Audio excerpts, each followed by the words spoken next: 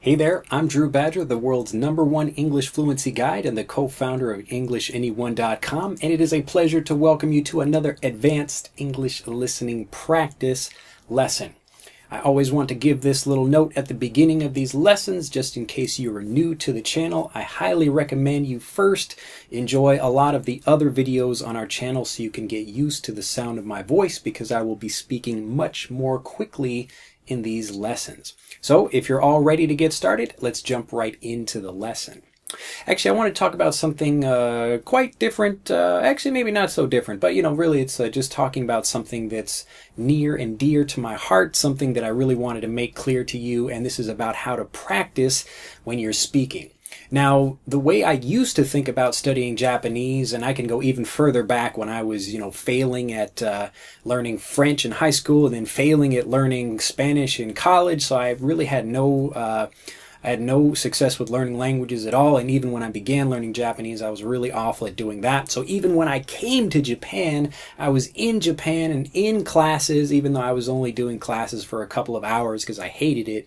But, I was in there, so I took classes, and even though I'm in the country, I still couldn't speak. Now, maybe you can relate to this if you're a person that's living in a native English-speaking country, like you're a foreigner living in America and you've been there for many years and you still can't speak and still can't understand people. You're probably studying the same way I was. Maybe you got flashcards and grammar books and all those other things. But it was kind of one idea I wanted to share with you that it really started to change the way I studied and change the way I thought about learning. And this is kind of the whole foundation of my teaching philosophy. And, even though in these lessons I like to talk about different things, like interesting books or, other kinds of stuff like that, I actually thought I'd talk about language learning in this one. So I guess that makes sense as an educator of English. But anyway, let's get right into it. So I want you to think about one idea, and I'm just going to ask you a simple question. If you could do something other than studying English right now, or I guess I can put it as, what would you do right now if you weren't studying English or if you didn't have to study English? So what would you do if you didn't have to study English? When people think about studying languages, especially when you have to do it in a school, people think about, well, I've got to do this. I have to get my grammar book, or I have to, do these reading exercises or whatever it is, and it's not fun. It's, just a regular school subject like everything else. Now, the way education happens in general is the same for language learning as it is for other things. You try to memorize rules and see if you can remember those at test time, and then you're not really learning to use things quickly and without thinking when you speak, whether it's, grammar rules or math rules or whatever. You're just kind of learning how to pass tests so that you can, get a good job or whatever it is you're trying to do. But if you're thinking about, when you're imagining yourself at school, maybe you're out of school, it doesn't matter. But, if you're in school and you're thinking about studying and you have this idea of like, oh, I really don't want to study, I hate studying or whatever. Maybe you do like studying, but most people would rather be doing something else. So while you're studying or thinking about that, you'd rather be doing something else.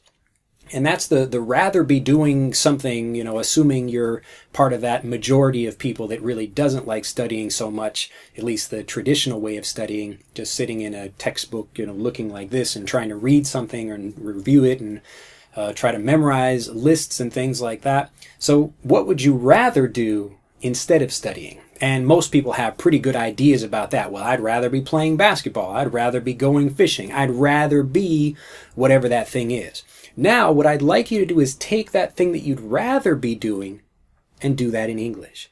Now, this is a really simple idea, but most people don't really get to the point where they'd rather be doing something, because they always think about, well, the study of the language is awful, so I don't want to do anything having to do with the language at all. But if you reverse this idea and you think, what would I rather be doing instead of studying? And you've probably got a lot of great ideas. It's cooking, basketball, sports, or knitting, or, whatever the thing is. Then if you do that thing in English, that's what's going to help you get fluent. And that's what's going to motivate you to learn. So when I started doing that, I actually came to Japan to learn Japanese gardening. And if you're new to the channel, maybe you don't know my story. I won't go into the details of it here.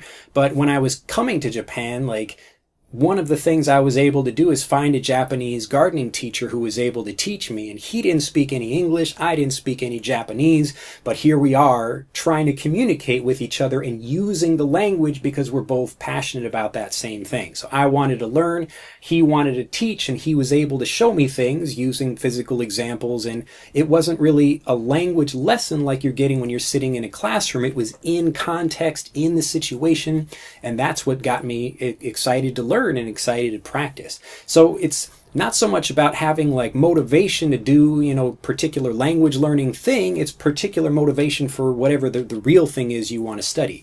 But if you tie the language learning, if you connect the language learning to that thing, that's what's really going to help you get fluent. So right now, what I'd like you to do is think about what you'd rather do than study. And now think about how you can do that thing in English. So let's say you enjoy sailing. I hate studying English. I'd rather, instead of like watching English videos, I'd rather be sailing outside. Find some people that are English speakers and go sailing with them. I mean, it shouldn't be that difficult. Most of the time you can find people right here on YouTube that have, other videos, this kind of thing.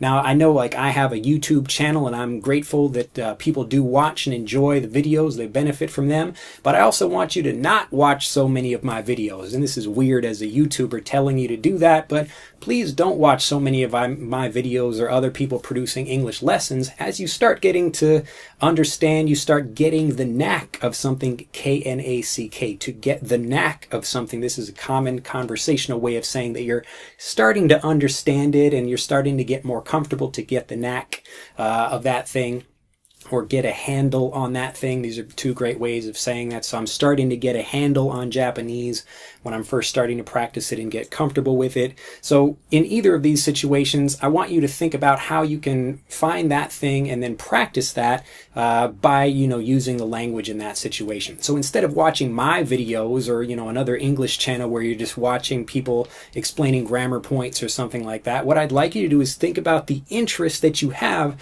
and then look for other channels on YouTube that are for English learners. So if you speak Russian, don't type in, like Russian and then look for people that are talking about sailing. Look for like, I want to learn about sailing or how to do this, and then watch people like that. And so you begin by just getting the listening from that. And then in the comments, you're asking other people who are probably interested in that same thing. And you can say, hey, how did you get interested in sailing? Or, how did you get interested in this other thing? And then those comments become friendships, and then you begin communicating with each other and you make friends, and that's how you improve in the language.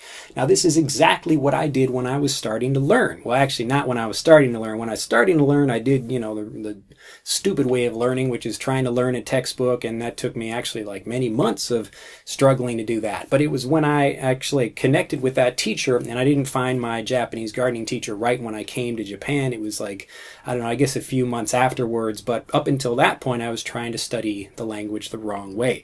So I didn't enjoy myself, and I wasn't having fun learning the language. I was really frustrated. But when I started to do that and think about, well, how can I actually do the Japanese gardening while learning the language? And while I was thinking about that, it just seemed, it seemed like a quite easy thing to do. And when people care about something, they find a way to figure out how to do it. So even if you're not great at it, it doesn't matter what you're interested in doing, but think about something you enjoy doing and then just do that in English. So whatever you'd rather be doing right now, if maybe you think this video is boring right now, you're like, man, I hate this video. I wish right now I would rather be playing soccer. Then go play soccer with some English speakers. I'm sure you could find some. I'm sure their English speakers are all over the world.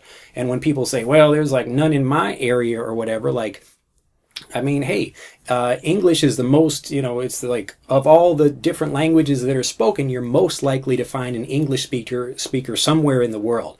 Now, for my case, maybe it was more difficult for me to find a Japanese speaker in America. They might be in some places, but maybe some like rural country area of Texas or Oklahoma or something like that. There's going to be more people that maybe find it difficult to find a Japanese speaker to practice with. So if you can think about, how do I practice? How do I meet people to practice with by thinking about your interest? And you can easily do that online first. Then it doesn't matter if you're actually in the same area as these people or not. It's because you can find them online no matter where you live.